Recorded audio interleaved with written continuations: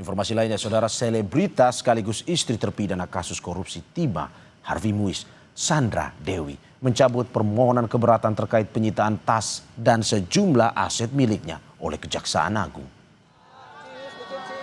Pencabutan gugatan disampaikan Sandra melalui kuasa hukumnya dalam sidang yang digelar di Pengadilan Negeri Jakarta Pusat. Sebelumnya, Sandra Dewi sempat mengajukan keberatan atas penyitaan sejumlah aset pribadinya di Pengadilan Negeri Jakarta Pusat.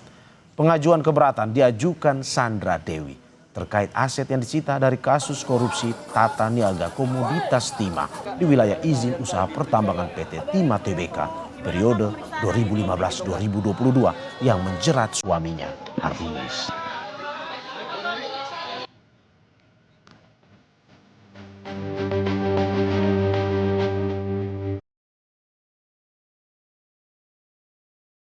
Kasus korupsi tata niaga timah yang menyeret suami artis Sandra Dewi, Harvey Muiz, membuat aset sang istri ikut disita. Deretan barang milik Sandra Dewi disita jaksa. Pada Senin 21 Oktober 2024, pemain film dan sinetron itu pun menyatakan keberatan.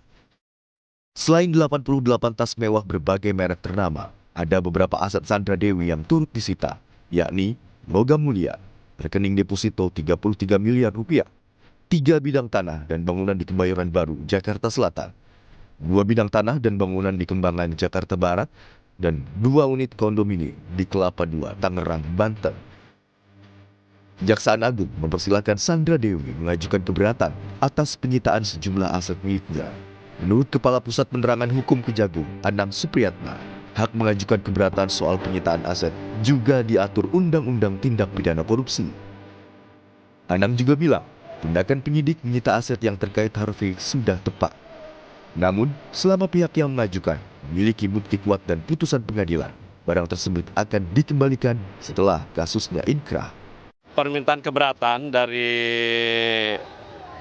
Sandra Dewi terhadap beberapa aset yang disita dalam perkara atas nama suaminya Pak Harvey Muiz, dan perkara ini kan sudah diputus dan dalam upaya hukum. Nah, yang jelas perkara ini sudah sampai tingkat upaya hukum dan terhadap barang-barang yang dimintakan sudah disita dan diperkuat oleh pengadilan. Terhadap itu ya silakan, memang dari pasal 19 Undang-Undang Tipikor diatur bagi pihak ketiga yang merasa dirugikan silakan. Dan kemarin majelis juga sudah melakukan persidangan, didengar masing-masing baik dari pihak Sandra Dewi maupun dari pihak penuntut umum dengan menghadirkan beberapa ahli maupun penyidik, di mana bagaimana alurnya kan kemarin sudah agak jelas kan, dari mana sebagian bahwa memang sebagian besar kalau dari alurnya ceritanya itu berasal dari Harvey Muiz sendiri. Namun, Sandra Dewi akhirnya mencabut gugatan keberatan soal penyitaan aset. Hakim pun menyatakan vonis Harvey termasuk perampasan aset dapat dieksekusi. Penetapan pencabutan permohonan keberatan Sandra Dewi dan kedua adiknya, Kartika Dewi serta Raymond Gunawan, dibacakan hakim dalam persidangan di Pengadilan Negeri Jakarta Pusat, Selasa 28 Oktober 2025. Tim Liputan, Kompas TV.